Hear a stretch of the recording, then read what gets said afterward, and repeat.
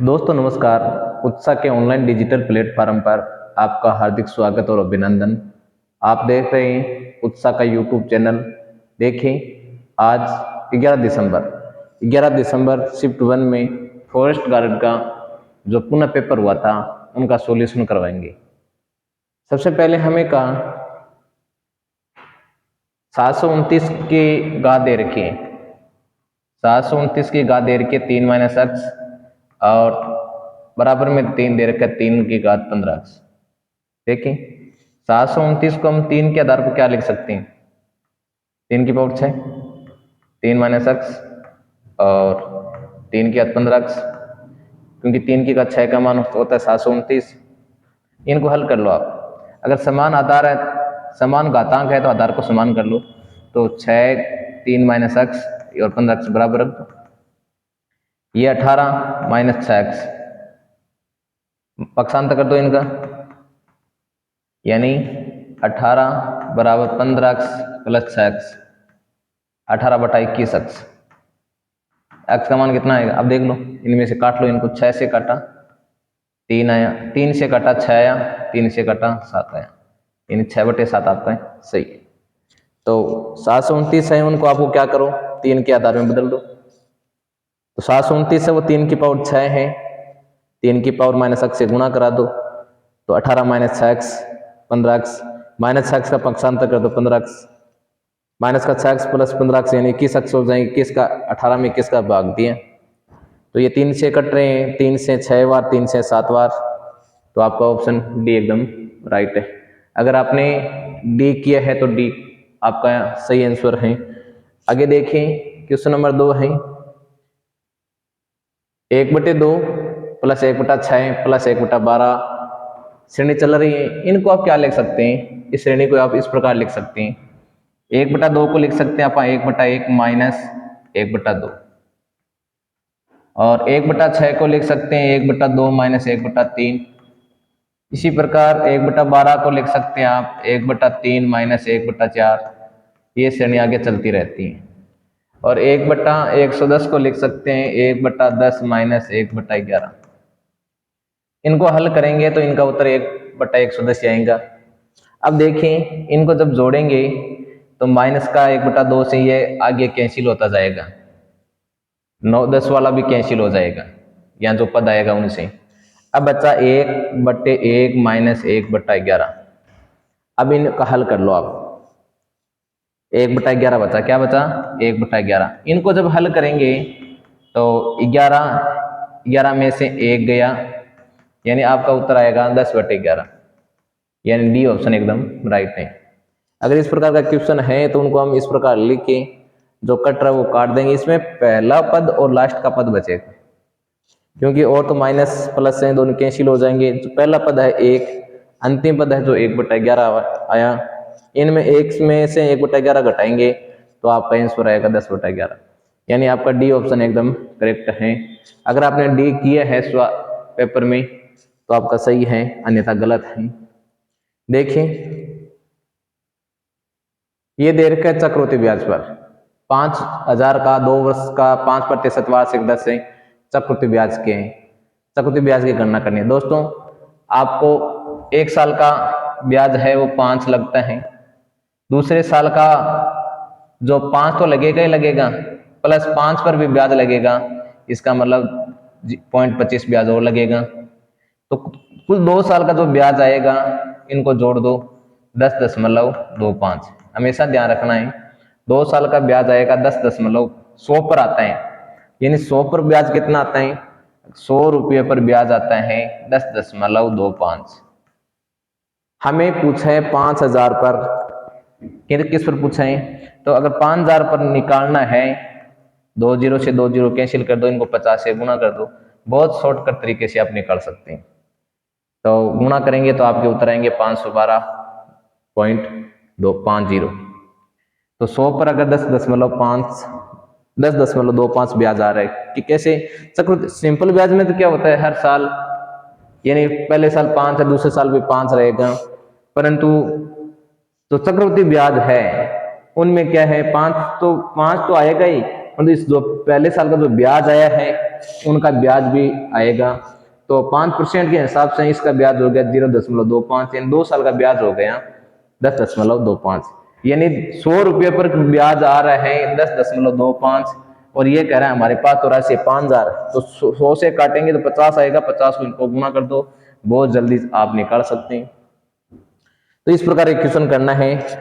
अन्य तरीका भी है इस प्रकार, आप क्या करें 5% को भिन्न के रूप में भी लिख सकते हैं, 5/100 यानी 1/20, तो 20 से 21, 20 से 21 ऐसे भी कर सकते हैं। यानी ये 400 हुआ, 400 और ब्याज कितना आ रहा है 441 आ रहा है, 441 कुछ राशि आ रही है, ब्याज कितना बन रहा है 41 बन रहा है। तो ये तो कह रहा है राशि हमारे पास तो 5,000 है, कितनी है 5,000। तो इस प्रकार भी आप 5,000 बटे 400 गुना 41 करके भी कर सकते हैं। तो दोनों अच्छा तरीका है, आपको जो अच्छा लगे। ये देखिए अगला, R1 तथा R2 त्रिज्या वाले समान ऊंचाई के दो बेलन हैं। ऊंचाई समान है, हम जानते हैं कि बेलन का जो आयतन है वो होता है πr1² h1, और ये r h1 दोनों के लिए ऊंचाई समान है, तो ऊंचाई दोनों से कैंसिल हो जाएगी, पाई कैंसिल हो जाएगा, बचेगा क्या, ये कहा R1 R2 त्रिज्या वाले समान ऊंचाई की। अगर ऊंचाई समान है तो दोनों से कैंसिल हो जाएगी। अगर ये कह देता नहीं यहाँ कि त्रिज्या और ऊंचाई दोनों बराबर है, या त्रिज्या ऊंचाई को मानना है, तो आप यहाँ r³ R1 का क्यूब R2 का क्यूब आता, परंतु यहां तो ऊंचाई समान दे रखी है, इसलिए ऊंचाई तो कैंसिल हो जाएगी, बचेगा क्या R1 अनुपात R2, R1 का स्क्वायर अनुपात R2 का स्क्वायर, ये बचेगा। तो आपका बी ऑप्शन सही है। कई बच्चों ने ये किया है, परंतु ये तो गलत है। ये गलत क्यों है कि ऊंचाई समान दे रखी है, समान ऊंचाई के कारण दोनों से ऊंचाई तो कैंसिल हो जाएगी, R1 का स्क्वायर बटे R2 का स्क्वायर बचेगा, यानी बी ऑप्शन आपका एकदम राइट है। चलिए दोस्तों, ये देखें, माना m और n दो धनात्मक पूर्णांक इस प्रकार हैं, m प्लस mn का गुणा 118 है, तीनों को योग है वो 118 है, m प्लस n का मान निकालना है। दोस्तों इस प्रकार का जो सवाल हो वो ऑप्शन से करो। ऑप्शन से कैसे करो, सबसे पहले हमने 22 उठाया, हमने मान लिया कि भाई इनका योग है m प्लस 22 है, तो mn का मान है वो 118 में से 22 कम हो जाएगा, mn का मान 118 में से 22 कम हो गया, तो बच गया 6 और 9 96 हो गए।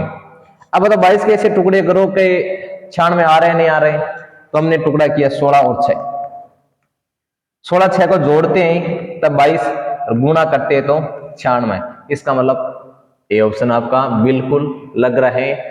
तो ये तो आपको सोच समझ के उत्तर देना पड़ता है, अगर बड़ा क्वेश्चन करेंगे तो कठिन हो जाएगा। ऑप्शन से आप सोचो और अनुमान लगाइए कि क्या हो सकता है। तो हमने पहले ही और सोचा कि 22 है और mn का मान तो m 118 में से घटा 96 आया, और दोनों संख्याओं का वो 16 और 6 है, जिनका गुणा करने पर 96 आता है, जिनको जोड़ने पर 22 आता है, इसलिए आपका ए ऑप्शन बिल्कुल राइट है। अगर जिसने भी ए किया है उनका आंसर सही है, बाकी ए ने किया उनका आंसर गलत है। देखिए आगे की ओर, 3 क्रमांक धनात्मक विषम पूर्णांकों के वर्गों का योगफल दे रखा है 155। दोस्तों 3 संख्या है और विषम संख्या दे रखी है, तीनों विषम संख्या के में सबसे बड़ी और सबसे छोटी संख्याओं का गुणनफल पूछा है। तो हम हमारे पास संख्या हम मान लेते हैं कि भाई संख्या है, अगर 11 विषम बीच में से उठाए तो 11 का तो एक का 121 आ रहा है, इसका मतलब 11 से तो छोटी होगी, 11 से क्या होगी छोटी होगी। तो देख लो हमने संख्या सोच ली 5 7 और 9, यानी 25 49 और 81, तीनों को योग करो, 5 9 14 1 15 और 8 9 4 13 15 155 ये आ रही है। अगर 10 भी सोच सकते थे, परंतु 10 सोचे तो 100 आ रहा है, 121 नहीं हो 221 हो जाते हैं, इसलिए वो संख्या कौन सी आएगी 5 7 9 आएगी। और उनका इस वर्गों का योग कितना दे रखा है 155 दे रखा है। दोस्तों अब हमको क्या पूछा, सबसे बड़ी और सबसे छोटी संख्या। दोस्तों सबसे बड़ी संख्या तो 9 है और सबसे छोटी संख्या 5 है। अब बताओ दोनों का गुणनफल कितना होगा दोस्तों? 45 होगा। तो इस प्रकार आप थोड़ा सोचिए कि भाई 11 नहीं हो सकता, 10 से 9 8 करें तो ज्यादा होगी, तो कौन सी संख्या करें? तो अनुमान लगाइए 5 7 9 होगी। इस तरह आपको थोड़ा तो योग करना ही होगा कि हमने 9 है 10 11 लेंगे या 8 9 10 लेंगे, और तीनों का योग है वो 155 आना चाहिए। तो थोड़ा आप सोचिए, सोच समझ के उत्तर दीजिए। और फिर अगर तीनों संख्या योग वर्गों का योग कुल 155 आ रहा है तो आप छोटी और बड़ी और छोटी संख्या का गुणनफल पूछा है तो गुणनफल बताइए, अंतर पूछे तो अंतर बताइए। इसमें गुणनफल पूछा है तो आपने 9 और 5 का गुणा किया तो 45 आई, यानी बी ऑप्शन आपका बिल्कुल राइट है। चलिए आगे की ओर देखिए, द्विघात समीकरण दे रखे हैं। द्विघात समीकरण में शून्य दे रखे हैं, तो सबसे पहले क्या करो, शून्य से समीकरण बना दो। यानी हमारे पास एक तो शून्य है 2, एक शून्य है -3, तो इनको हम लिख सकते हैं x -2 और इनको लिख सकते हैं x + 3, और ये दोनों 0 के बराबर है, यानी इनको दोनों आपने गुणा कर दिया। जब इनको गुणा किया आपने तो यह आपके पास x² - 2x 3x और माइनस के 6 हो गई, यानी x² प्लस x -6। अब आप कल्पना कर लो कि भाई यहां क्या दे रखे हैं, यहां देखिए x का गुणा क्या दे रखे हैं, a + 1 और यहां क्या दे रखा है 1, यहां कितना है 1, तो a का मान कितना आएगा 1 - 1, यानी a का मान तो आएगा 0। और b का गुणा कितना दे रखे हैं, b का यहाँ दे रखा है -6, यानी आपका a 0। अब देखिए कौन से में आ रहे हैं, यानी b में आ रहा है a 0 b -6। अब इनको सीधा भी गुणा कर सकते हैं, x² -2 और 3 में से 2 घटा दो 1 और 1x हो जाएगा, 3 2 को गुणा कर दो। यानी ये इसका सूत्र ये भी होता है कि x + a और x + b दे रखे हैं, उनको हम इस प्रकार लिख सकते हैं x² x a + b और ab, इनसे शॉर्टकट आप गुणा कर सकते हो। तो आपका आंसर है बी है, a का मान आएगा 0 और b का मान दोस्तों कितना आएगा -6 आएगा। अगर आपने बी ऑप्शन किया तो आपका सही है, अन्यथा गलत है। देखिए आप आंसर के मिला लेना कितने आपके सही हो रहे हैं। देखिए एक लैपटॉप है, एक लैपटॉप के मूल्य में क्या हो रहा है, 10% की कमी हो रही है। 3 वर्षों के पश्चात लैपटॉप का मूल्य बताना दोस्तों। 10 को आप क्या लिख सकते हैं दोस्तों, 10 को लिख सकते हैं, 10% को लिख सकते हैं 1/10, और 3 साल की बात करें तो 10 से 1 कम हो रहा है, यानी 9, 10 से 9, यानी 1000 पर 9 का घन होता है 729। अगर 1000 पर 729 हो रहा है तो 100 की अगर बात करें तो 100 पर वो रहे, पॉइंट लगा दो, 72.9, यानी 100 पर कमी 72.9 की हो रही है दोस्तों। तो कुल कितनी कमी हुई, वो कमी इनको अगर घटाएंगे तो हमारा उत्तर आएगा 27.1। कुल कमी 100 की चीज लैपटॉप खरीदा था और 3 साल के बाद में वो हमारे पास 72.9 यानी 27.1% की कमी हो रही है दोस्तों। इसलिए आपका ए ऑप्शन बिल्कुल राइट है। चलिए अगले क्वेश्चन की ओर।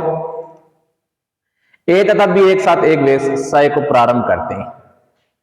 2 दोस्त हैं ए और बी और अपना बिजनेस करते हैं और उनका लाभ है वो 3:5 आ रहा है।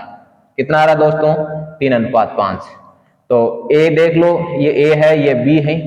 ए ने कितने रुपए लगाए वो देखिए, लाभ इनका 3:5 3/5 हो गया। अब बी ने, यदि बी ने 12 माह के लिए, बी 12 माह के लिए रुपए लगा रहे हैं 80,000 रुपए। कितना लगा रहा दोस्तों, 80,000 रुपए। तो देखो ए कितना लगा रहे हैं, ए ने 72,000 रुपए। टाइम नहीं दिया, टाइम नहीं दिया तो टाइम छोड़ दो।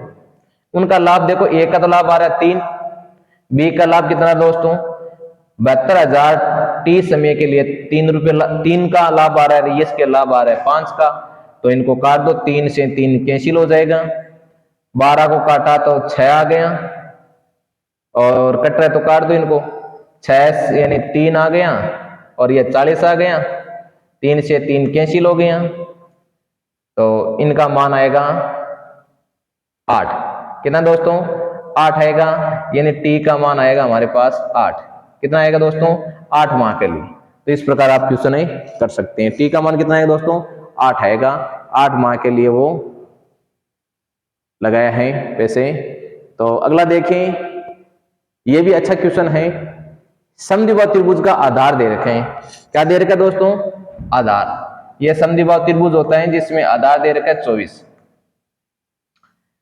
और आधार इंटू ऊंचाई क्षेत्रफल होता है तो 1/2 गुना आधार यानी 24 और हमारे पास ऊंचाई h तो क्षेत्रफल है 192। कितना दोस्तों? 192। 2 से काटेंगे तो 12। h का मान आएगा 192/12। निकाल लो कितना आ रहा है, यानी 16 आ रहा है क्या? 16। 12 1 बच गए 7, 12 का 72 यानी ये 16 आ रहा है। अब देखें अगर ये 16 आ रहा है, ये 12 और ये 12 हो तो दोस्तों कर्ण का मान कितना हो? ये कर्ण का मान होगा हमारे पास 20। कितना होगा? 3 4 फॉर्मूले से भी कर सकते हैं। अगर 3 4 3 चौका देखो 3 और 4 यानी 3 का गुना 12 हो, 3 को 4 से गुना 12 होते हैं, ये 16 होते हैं, तो 5 का कितना होगा दोस्तों? 20। ऐसे भी निकाल सकते हैं। नहीं तो आप दोनों का वर्ग करोगे 12 और 16 का तो कर्ण के यानी 20 के स्क्वायर के बराबर आएंगे। 12 का 144, 16 का 256, 400 का वर्गमूल 20। हमारे पास एक भुजा 20, एक भुजा 24 और हमें समद्विबाहु त्रिभुज दे रखा तो ये 20। अब देख लो 20 20 20 20 20 24 दोस्तों कितना होगा? 64 होगा। यानी बहुत अच्छा क्वेश्चन पूछा है इसने। थोड़ा समझने का क्वेश्चन है कि आपने ये 16 निकाल दिया तो 16 से हमने ये निकालना था। अगर आपको ये सीधा आ रहा है कि 12 और 16 का जो ट्रिक है वो 20 होता है तो 20 20 40 20 64 यानी आपका ए ऑप्शन बिल्कुल राइट है। और देखिए अगला क्वेश्चन, देखिए P Q से 3 गुना कुशल है। P है वो Q से 3 गुना कुशल है, इसका मतलब P और ये Q है, Q से 3 गुना है, इसका मतलब ये कुशल है। 3 इसका 3 है। अब क्या करें? Q एक काम को 12 दिन में करता है, यानी Q है वो एक काम को कितने दिनों में करता है? 12 दिन में। तो इनका आधा काम यानी ये 6 काम वो कितने दिन में करेगा? तो 3 का 6 में अगर भाग दिया कितना आएगा? 2 दिन में। दोस्तों कितना दिन में करेगा? 2 दिन में। अगला चलिए, यदि एक लंबवर्ती बेलन की ऊंचाई इसकी त्रिज्या a के बराबर है। कितना अच्छा क्वेश्चन है। लंबवर्ती बेलन की ऊंचाई और त्रिज्या a के बराबर है, यानी h का मान और r का मान है वो a है, ठीक है। और बेलन का आयतन क्या होता है दोस्तों? पाई r स्क्वायर h होता है। तो हमारे पास r और h का मान a रखना है तो a स्क्वायर और a और गुणा में घातें जुड़ती है तो पाई a की घात 3, पाई a की घात 3 का मतलब आपका बी ऑप्शन बिल्कुल राइट है। तो ध्यान देना, देखो सूत्र पर आधारित है, अगर सूत्र आ रहा है तो आप अच्छी तरह क्वेश्चन को कर सकते हैं। चलिए आगे क्वेश्चन, अगर आपने इस क्वेश्चन का बी ऑप्शन किया है तो बिल्कुल राइट है, पाई a का क्यूब, बी ऑप्शन एकदम बिल्कुल राइट।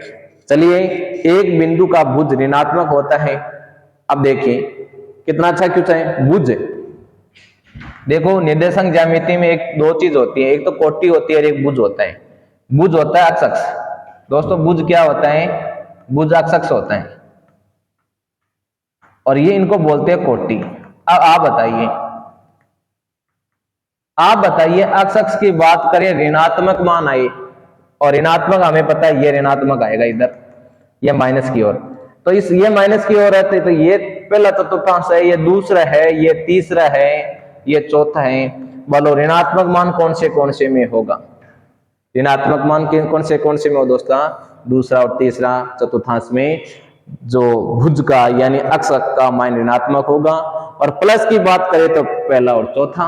तो आपको क्या कहा? भुज का ऋणात्मक होता है, भुज ऋणात्मक होता है दोस्तों। कौन से में होगा? दूसरे और तीसरे में होगा दोस्तों। चलिए आगे देखो, समांतर से डिस्क, बहुत अच्छा क्वेश्चन पूछा है, बढ़िया क्वेश्चन पूछा है। 3 8 13 253 का अंतिम पद पूछा है। देखें अगर अंतिम पद से पूछे तो आप इसका सूत्र होता है कि L माइनस N माइनस 1 और D। देखो अगर प्रारंभ अंतिम से पूछे तो ये लगा दो सूत्र अंतिम पद से। अगर इनका ये प्रारंभ से पूछते, कहां से पूछते हैं? प्रारंभ से, तो आपके पास A लगा दो और यहाँ प्लस लगा दो और N माइनस 1 D लगा दो। तो ये तो अंतिम से बात कर रहे हैं, तो अंतिम पद कितना दोस्तों? 253। 200 कितना है? 53। 253 माइनस, और कौन सा पद पूछा आपको? 12वां, तो 12 माइनस 1 कम कर दो। डी का मान हमारे पास कितना है? ये माइनस क्यों आया? क्यों? उल्टी 253 से श्रेणी उल्टी चल रही इसलिए माइनस आ गया। आप 3 से 5 यानी 5 का अंतर हरें, 8 में से 3 घटाया 5 आया। 253 में से 55 घटा दो, 198 है क्या? 198 डी आपका बिल्कुल राइट है। और वैसे आप शुरुआत से निकालो तो शुरुआत से निकाल दो, पहले आपको पद निकालने होंगे कितने पद हैं, और जितने पद आए उनमें एक जोड़ना और फिर आप अंतिम से निकाल लेना। नहीं तो सीधा क्वेश्चन है, आप ये देखिए पहले अंतिम पद लिख दो 253, ये प्लस की जगह माइनस आ जाएगा। माइनस क्यों आएगा? डी के कारण। नहीं डी, अगर डी क्या होता, उधर से श्रेणी चल रही है तो 8 में से 13 घटना माइनस का आता, उस माइनस डी के कारण यह माइनस आ गया। 253 माइनस 5, 12 में से 11 55, 253 में से 55 घटाएंगे तो 198 है, यानी आपका डी ऑप्शन बिल्कुल करेक्ट है। चलिए आगे की ओर, ये देखिए लास्ट क्वेश्चन है, ये अच्छा क्वेश्चन है। इनको जब सरल करेंगे, p प्लस 2x को इनको जब सरल करेंगे दोस्तों, लघुत्तम लेके सरल कर लेना, सारी संख्या कट जाएगी, लास्ट में 2 बचेगा। पहले इनको सरल करना, फिर लास्ट की जो संख्या आए उनमें इसका मान रख देना। पहले लघुत्तम लेना इनका, लास्ट की जो भी संख्या है तो इनको जब सरल करेंगे तो आपके पास जोड़ है बिनों की, और लास्ट में कटने के बाद में कौन सा बचेगा? 2 बचेगा। ये आपकी आज की जो फॉरेस्ट गार्ड का जो पेपर हुआ था उनके आंसर की हैं, आप मिला लेना आपके 15 में से कितने सही हो रहे हैं। और अगर वीडियो पसंद आया है लाइक कीजिए, शेयर कीजिए, कमेंट करिए। जय हिंद, जय भारत, धन्यवाद।